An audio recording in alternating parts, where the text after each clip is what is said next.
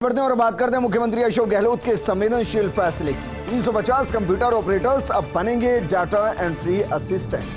10,400 रुपए होगा मासिक मानदेय। राजस्थान में मनरेगा में कार्यरत कार्मिक को राहत। Rajasthan constitutional hiring to service post rules के अंदर ये नौकरी मिलेगी और इसके जरिए जो फायदा होने वाला है वो फायदा दरअसल ये है कि 250 माफ कीजिएगा 350 कंप्यूटर ऑपरेटर अब बनेंगे डेटा एंट्री असिस्टेंट और इनको 10,400 रुपए मासिक मानदेय मिलने वाला है। और बात करते हैं परिवहन विभाग से बड़ी खबर की। परिवहन विभाग में बढ़ेंगे 6 डीटीओ समेत 100 से ज्यादा पद। नए शुरू होने वाले डीटीओ कार्यालयों में पदों में मंजूरी के लिए भेजी जाएंगी फाइलें। परिवहन विभाग में वित्त विभाग को फाइलें भेजी जाएंगी और मंजूरी मिलते ही बढ़ जाएगा परिवहन विभाग का कैडर। और ये दरअसल अपने आप में एक बड़ी खबर, क्योंकि परिवहन विभाग से अब 6 डीटीओ समेत 100 से ज्यादा पद बढ़ेंगे और नए शुरू होने वाले डीटीओ कार्यालयों में पदों को मंजूरी के लिए फाइल भेजी गई है। परिवहन विभाग ने वित्त विभाग को ये फाइल भेजी और मंजूरी मिलते ही परिवहन विभाग का कैडर बढ़ जाएगा।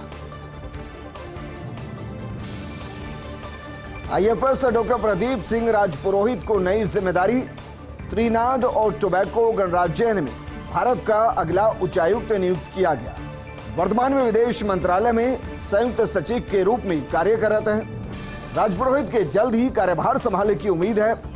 मूल रूप से पाली जिले के सुरायता गांव के निवासी हैं राजपुरोहित और भारतीय विदेश सेवा के 2004 बैच के अधिकारी हैं प्रदीप राजपुरोहित।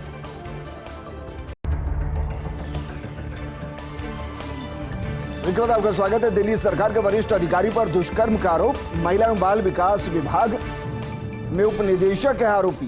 दोस्त की 17 साल की बेटी से कई बार दुष्कर्म गर्भपात तक का प्रयास कराया गया। अधिकारी की पत्नी पर भी गर्भपात में मदद करने का आरोप है।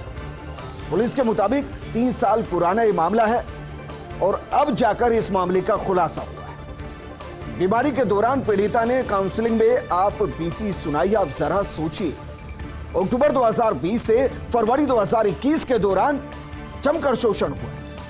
इस दौरान अधिकारी के संरक्षण में पीड़िता रही और कहिए कि पीड़िता को जिसको संरक्षण देना था दरअसल उसने ही उसको प्रताड़ित किया।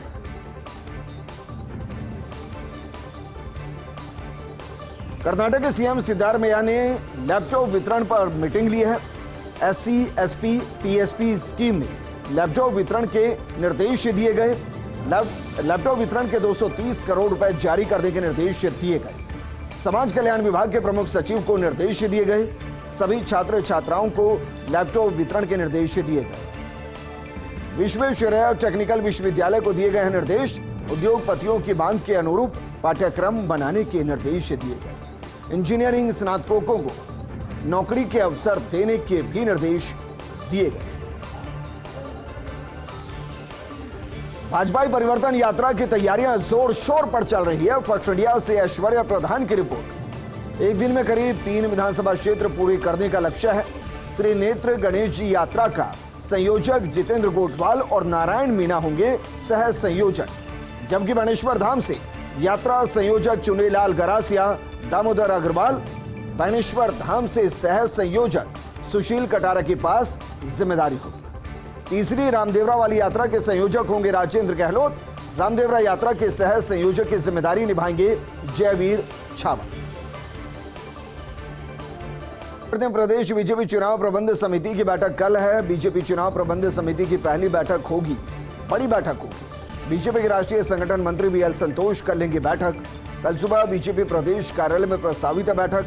समिति के अध्यक्ष पूर्व सांसद नारायण पंचारिया, सह संयोजक ओंकार सिंह लखावत, राज्यवर्धन सिंह राठौड़ सहित समिति के सभी सदस्य मौजूद रहेंगे। राष्ट्रीय संगठन मंत्री बीएल संतोष चुनाव प्रबंधन से लेकर समिति के अन्य कार्यों के बारे में भी चर्चा करेंगे। समिति के सदस्यों से चुनाव प्रबंधन को लेकर सुझाव लिए जाएंगे।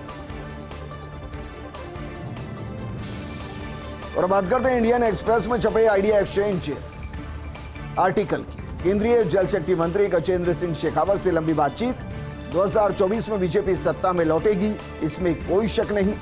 मोदी जी लाल किले से कर चुके हैं घोषणा, हम वापस लौट रहे हैं। जल जीवन मिशन और प्रधानमंत्री का जनता से गहरा संबंध है। निश्चित तौर पर भारत को लेकर किसी भ्रम की स्थिति नहीं।